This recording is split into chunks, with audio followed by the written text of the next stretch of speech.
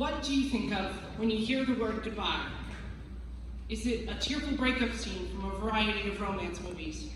Well, it could be one of the countless videos of families sending their soldiers off to war. Or maybe it's the heart-wrenching goodbye shared by loved ones at the end of someone's life. Everybody's idea of goodbye is different, but it usually comes with a connotation of sadness, of loss, and of moving away from someone or something.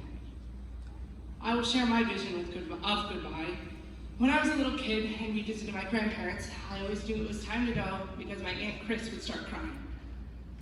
So, ever since I was a little kid, I always associated goodbyes with sadness and thought they only brought loss. And shout out to my Aunt Chris, actually, she's at home watching this right now. And as much as I made fun of her over the years for it, it's a lovely little trait that I've picked up.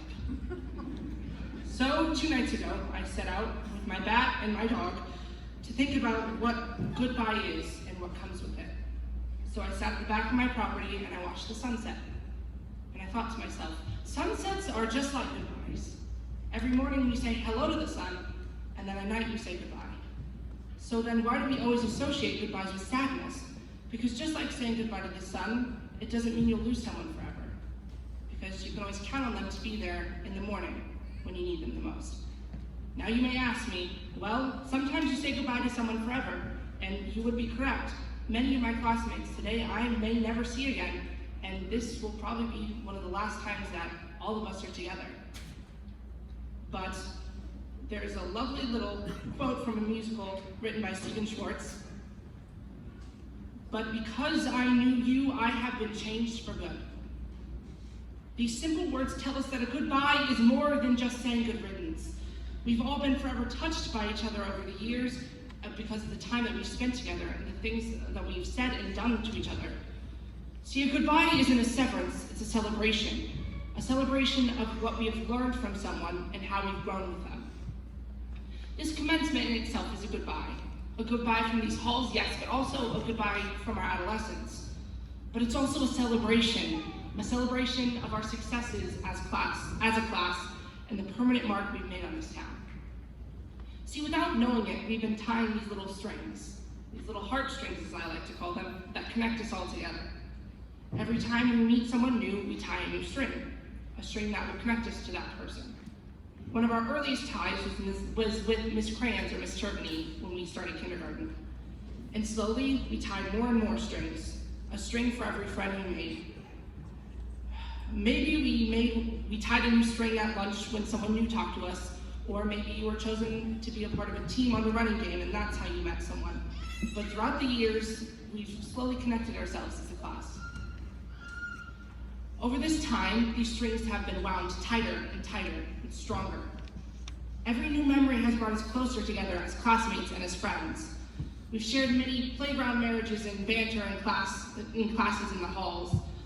We once tried to stay up all night during 6th grade campout, but now we spend our days under the glow of the brilliant lights that illuminate our football field, this basketball court, and the auditorium. From putting together puzzles and foam blocks during inside recess to our impromptu snowball fight that we had in the middle of the school day. Every memory has brought about unforeseen change, like long talks between scenes in senior class play, or snippets of advice shared from teachers to pupils. These heartstrings have grown so strong and so comfortable over the years that it's hard to imagine a life beyond them, a life beyond these halls. But no matter how comfortable, it is time for us to move on. Time for us to move into the next phase of our life. Whether that's higher education, the workforce, or the military, it will come with new strings to tie, new connections to be made, and new memories to be had. But why move on now? Sure, some strings may be tattered or worn, but why would we want to move on from all we've worked on, from what we've built? Why say goodbye and why cut these strings and start fresh when the world outside these halls is scary, unpredictable, and full of failure?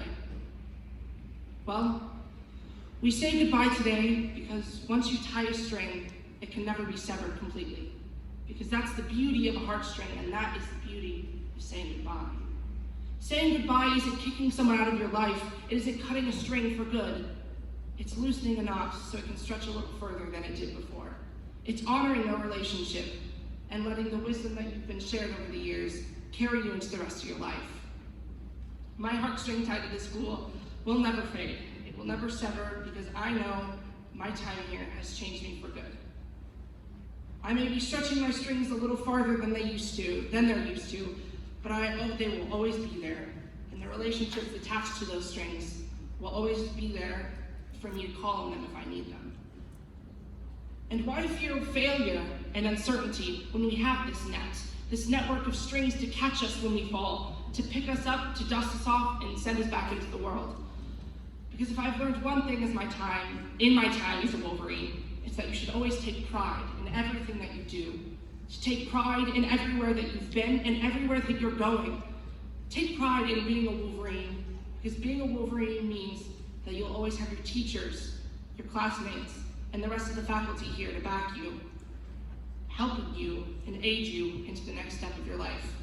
Because we may be saying goodbye to this phase, to these halls, to this place, but we're saying hello to the next chapter and to the next phase of our lives. Thank you so much.